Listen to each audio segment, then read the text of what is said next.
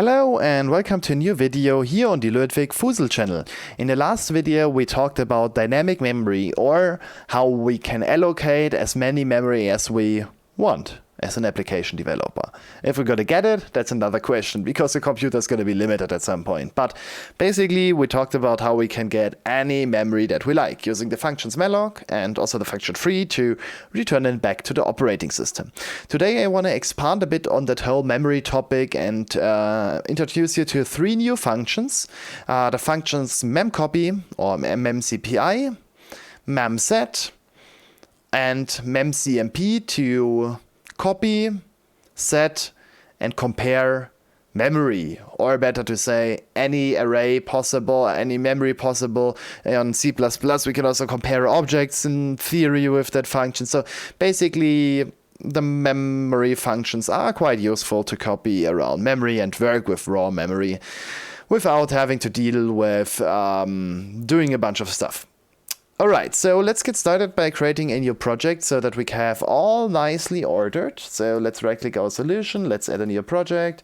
I want to have an empty project, so I'm going to call it 03 memory utils. I'm going to hit create and the project is being created.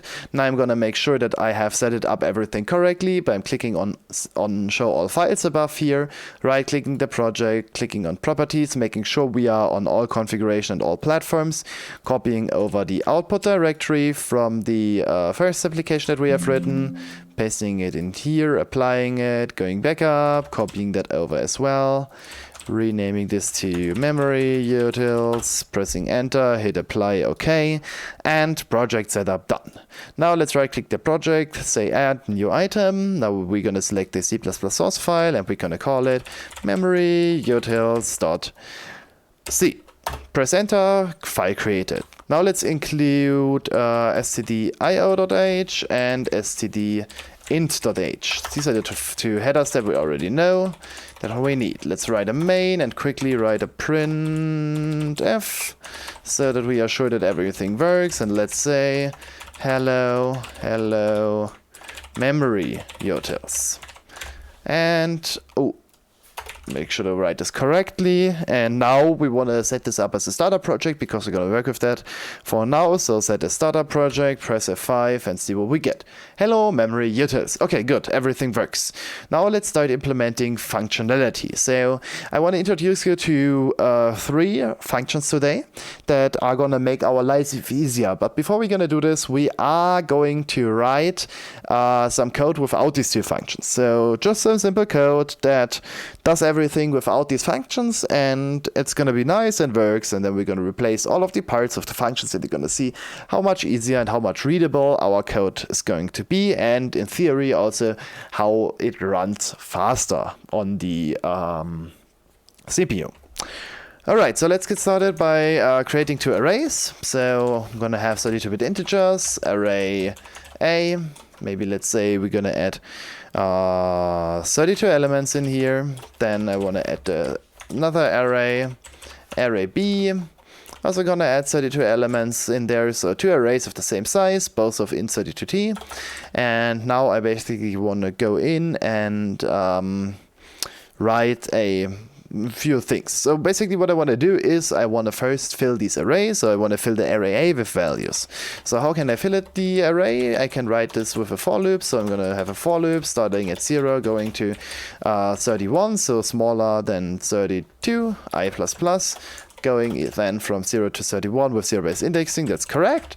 So let's go to the array at position I, and let's set the value to I times 11. So 0, 11, 22, 33, 44, 55, and so on. So just a nice values that I want to populate the array to. Let's see if we get what we want. So if I press F5 and everything executed correctly, you can see we have two arrays in here. Array B is filled with some garbage because we haven't touched it yet, and array A is filled with proper data. So 0, 11, 22, 33, 44, 55, 66, 77, 88, 99, 110, 121, 123, 33, and so on until we get to that last value of 341. Alright, so now I basically want to write some code that says us if the arrays are the same.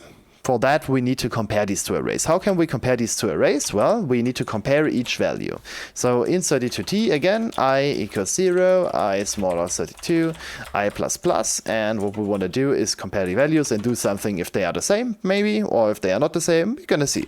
So basically what we want to do is compare array A at position I with array B at position I, and if they are equal, we could do something like saying that they are equal. We need to store this somewhere. Let's also create an int32t AB equal. I'm gonna call them equal. There we go. And maybe let's say they are not equal by default, and then I'm gonna say AB equal equals true. Or not true, basically 1. We don't have true and false. I'm gonna get there when we are having real Boolean in C++.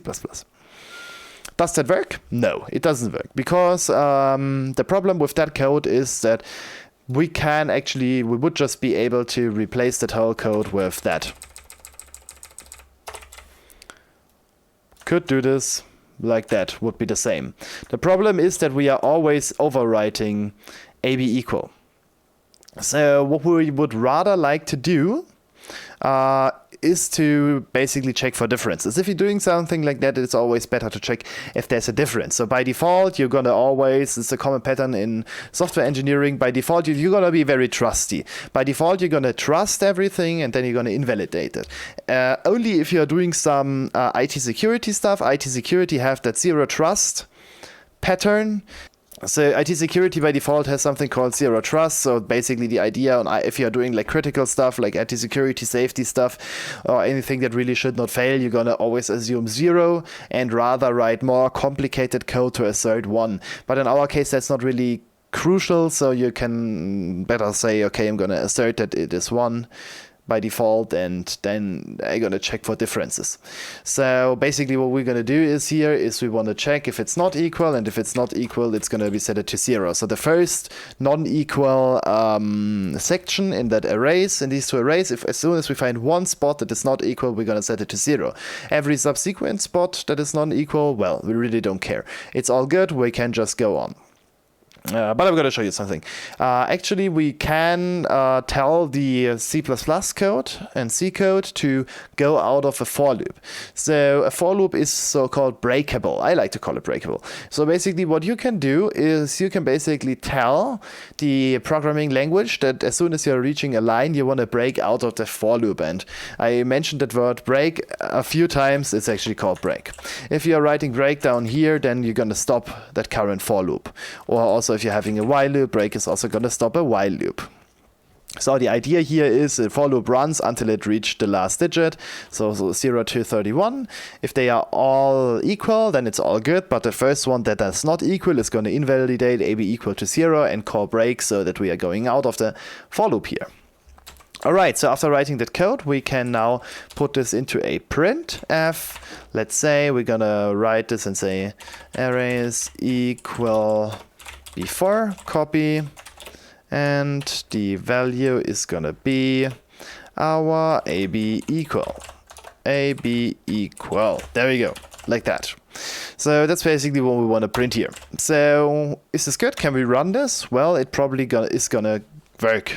If you can take a look at this, they are equal before copy. This resulted in 0, so no, they are not equal, which is exactly what we're expecting. But it's not really how we should do it. Why is it not how we should do it? Well, because you can see the compiler is quite smart. It tells us that. It's telling us that if we go out of debugging, using uninitialized memory array B. And that is true and false at the same time. As long as we are on debug, this is not true, because on debug, the whole stack, including array A and B, is going to be initialized to a magic value. So basically, there's a magic value here that is completely different from the values that we have in our array A. And so basically, they are initialized to a defined value, and the comparison results and they are not equal. However, this is not going to be asserted on release. On release, this whole like initializing the stack to a predefined magic value is going to be skipped. On release, it's probably going to return as equal false as well. So equal 0 is going to probably be given there. But at least as soon as you are calling the function twice and some data is already on the stack, especially the data has just been evaluated by the function, if you call that function twice, the stack is already or still filled up with the data that might be already on there, and there might be the same value of A already in B, even though we have not copied these values over yet, just because we called the function twice. So that's really important that you are going there and make sure that B is also in a proper value, but only if you are really requiring that. If you are just copying and not using it previously, you can do it. So let's initialize them as well. I'm doing this in a separate loop for a special reason that you're gonna see later on. But for now, just write a separate loop, it really doesn't matter. So I'm gonna initialize array B to, let's say, a value of -1. And this could be any value that makes sense in your case, so kind of like the range that you are going for. If -1 is a valid value for you, then you probably not want to set this all to -1. Basically, you want to reserve one value out of the whole int32t range that stands for invalid, so that you can set this to a proper invalidated value, so that everything works out nice. In C++, we're going to have other ways to do this by writing our own classes, but we're gonna get to this in a second. Not in a second, in a few videos, sorry. Alright, so now I have initialized array B, and now this function in our case should still do the same, but it is now quite more robust. Alright, so what have we done here? We have basically init arrays, then we have compared arrays, and now what we want to do is copy arrays. How do we going to copy arrays? Well, straightforward, another for loop, 0 to 32 I plus plus, and then we can basically say that array B at position I equals array A at position I. What does not work is something like array A equals array B. This does not work. Why does that not work? Because they are both pointers. They are pointers to a value in the stack. So expression must be, as you can see if I hover over that, it says expression must be a modifiable L value. So basically this is a special pointer, and you cannot copy data by writing this like that or like that. That doesn't work because these are just pointers. These are not really objects. They are just a helper variable for us that are pointing to the beginning of the array. So by just setting pointers around, it really doesn't fit. If you are, you need to pay attention to that, because if you are allocating your memory dynamically, so if you would like have an array C pointer here, what you then can do is you can assign them. You can say array B. This would work, but it is not doing the same thing. This is just setting the pointer array C to the array B. But if you are modifying array C now, after you have done this, if you're modifying array C, then you are also modifying the data in array B, because array C is basically now just pointing to the beginning of array B. So that's important. You cannot really assign arrays like that. That's important that you are doing this like that. That you are keeping that in mind, that you cannot copy arrays like that. Never gonna copy arrays like that. This is just copying the pointer. This is just overwriting the pointer that you might have gotten from malloc.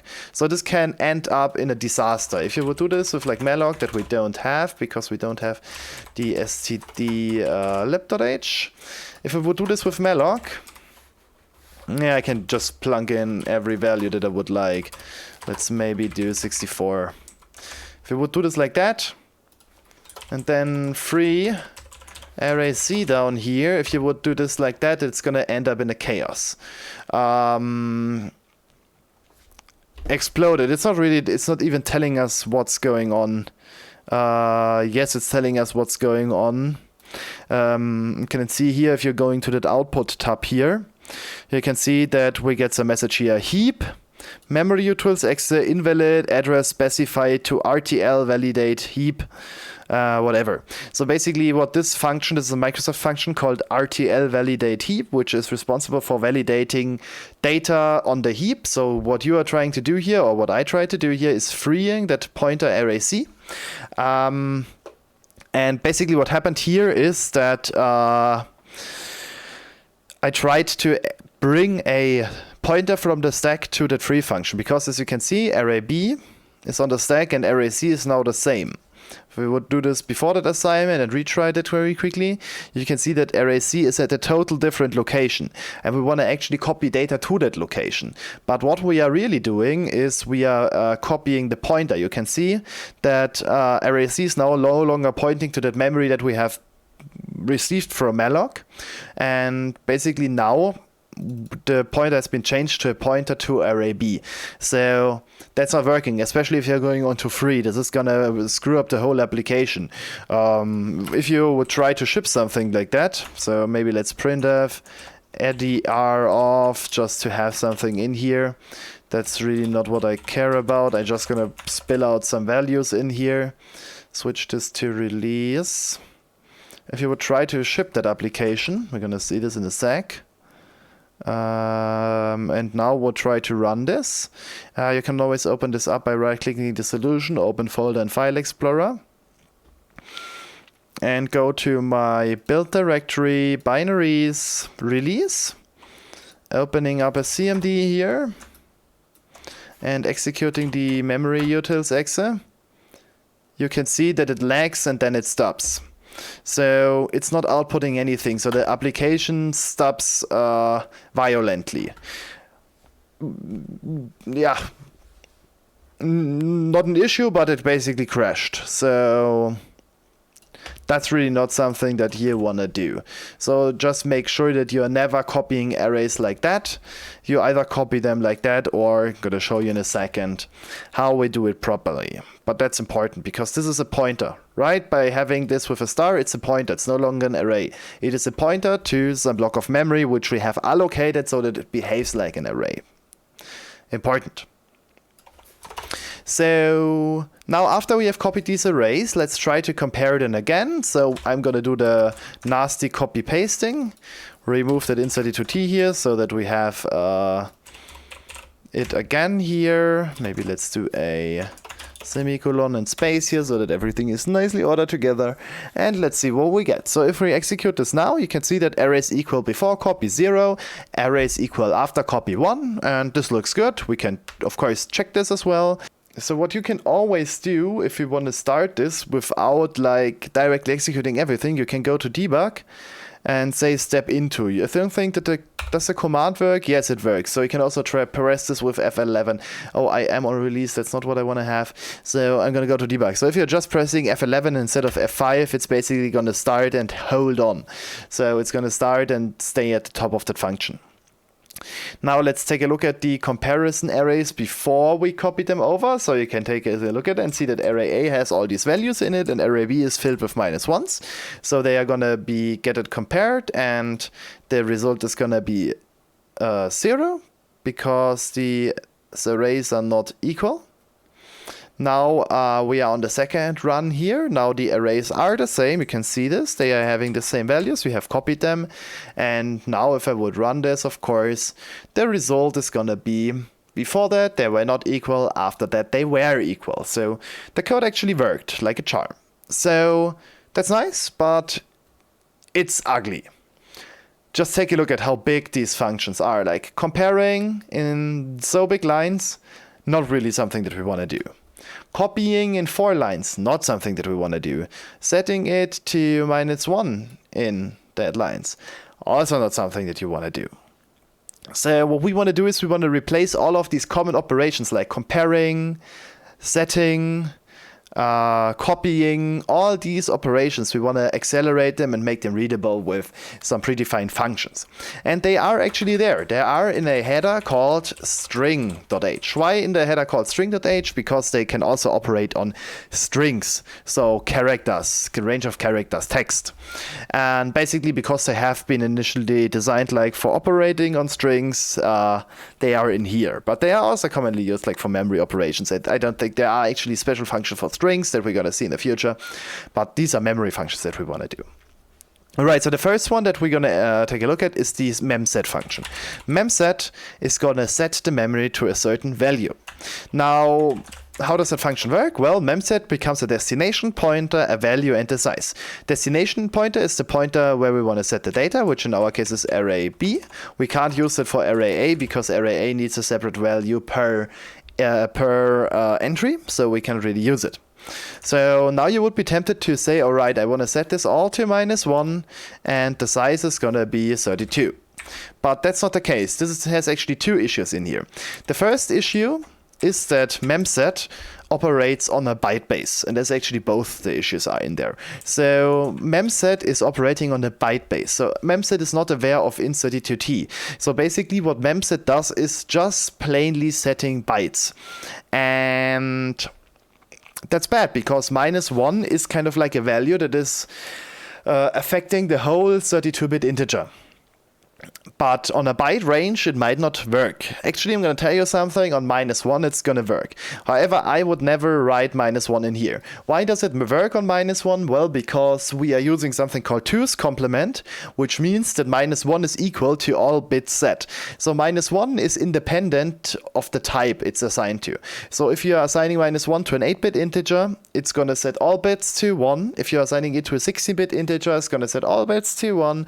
If you're assigning it to a 32-bit integer, it's going to set all bits to 1. If you're assigning it to a 64-bit integer, it's going to also set all bits to 1. All bits 1 means -1 because of how the CPU is written. And if you would write a -1 in this memset, it's going to work because it's going to be converted to a 8-bit integer. And the 8-bit -1, well, all 8 bits set to -1 written to 4 bits of a 32-bit integer means that 4 times all bits set is also equal to 1 32-bit integer, which is equal to -1. So 4 -1s in 8 bits is the same than 1 -1 in 32 bits. And this is why -1 would work here. However, what's always better is if you are doing this hexadecimal. I personally like to always use my memsets like that. So that you can see this is a byte. I am assigning a byte here. And -1, as I told you, means all bits set, which means double F, which basically means all bits set. So I like to do it like that. Double F in here. Now, second issue, same cause, we are on a byte base. Memset works on a byte base. It's not aware that this is an int32t, which means that we need to do the same thing that we always needed to do for malloc. So basically we are having the count times the size. And size we're going to get with size of 32t, int32t. So 32 times int32t. And now we are using memset correctly. Let's observe this, if this works, pressing F5, going into that, and see. Memset. So what does this array B look like? Well, we again have all these random values. Let's continue over the memset, and boom, everything set it to -1. And this is why we are using, like, why this magic value is that initialize like this array by default is a special value. The magic value that has initialized the array is actually CC.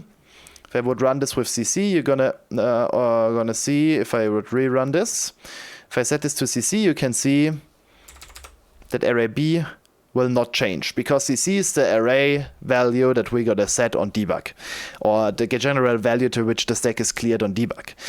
This is just because FF is kind of like a magic thing with the -1, and 0, 0 is kind of like a magic thing because 0, 0 is of course also the same with FF. 0, 0 is gonna be always 0 and FF is always gonna be -1. So as you can see, if I would run this like that, everything is 0. So 0, 0, always 0, depending no matter the type, and FF, no matter the type, always -1. This is also why -1 is always like used as an invalid value or an error code in a programming language like C or C++.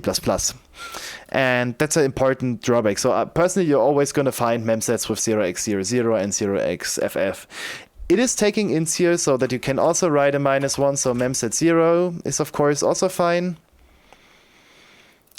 Will initialize to 0, and -1 is also fine. If I would run this with -1, it's gonna set this to -1 as well, because it's in the background converted. However, I do prefer to have them like that.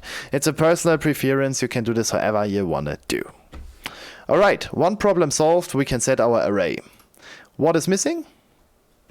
Well, we are missing now comparing the arrays. How can we compare to arrays? Well, there's also a function, or just actually, this does not only apply to arrays, of course. This applies to any memory pointer imaginable. So you can see if I hover over that, it's a void pointer. A void pointer is just a raw address. You can compare everything in memory you like. So, or set everything in memory. Of course, you cannot set something that you have no access to, but in general, you can like use these functions on any memory pointer imaginable. So how do we compare memory? There's a function called memcmp. And memcmp stands for memory compare. What does memory compare does? It takes two pointers and a size. So if I would like to compare array A for array B, I'm going to write array A, array B, and the size, again, the same thing, 32 times size of int 32t, because this is operating on a byte base. If you're having this array like this, if we have it like that, basically what we are doing is the times 4 or times size of int 32t. This is done under the hood. This is done by the compiler automatically because it knows the type, since this is an array of type int 32t. But here, these functions, they are not aware of the type.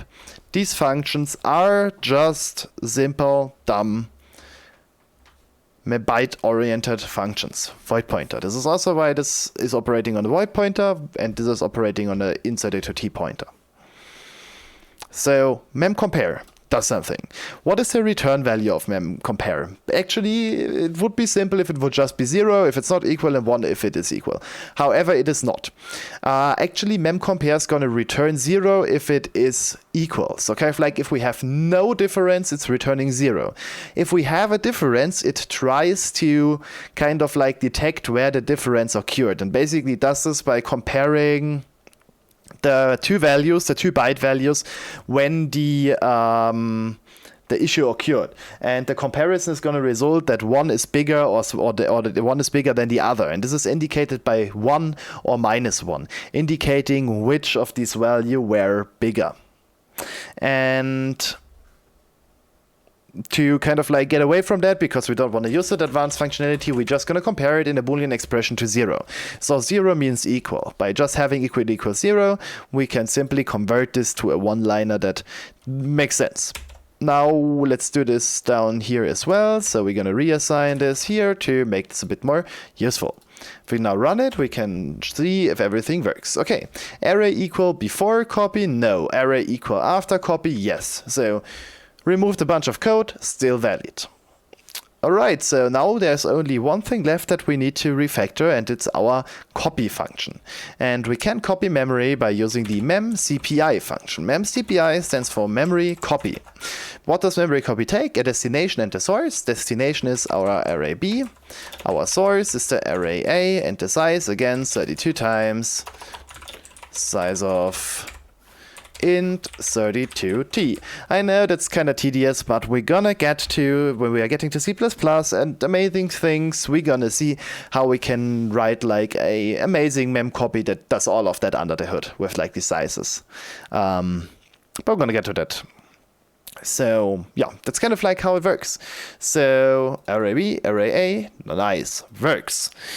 Let's see if it really works. Let's execute this, F5, and see what we get. Okay, before copy 0, after copy 1. So our copy operation was working successfully, and we were able to copy these arrays just in one line.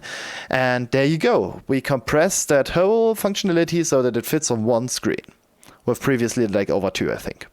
So that's the 3 most common functions that you're gonna see when working with memory. Memset, that takes a pointer, a value, and a size to set each byte on that starting address of the pointer to that given value, so that we can have a uniform value there. Gonna always use 0x00 or 0xff. If you are using like single byte values, you can of course also memset then with different values, but this only really holds up for everything that is just 1 byte big.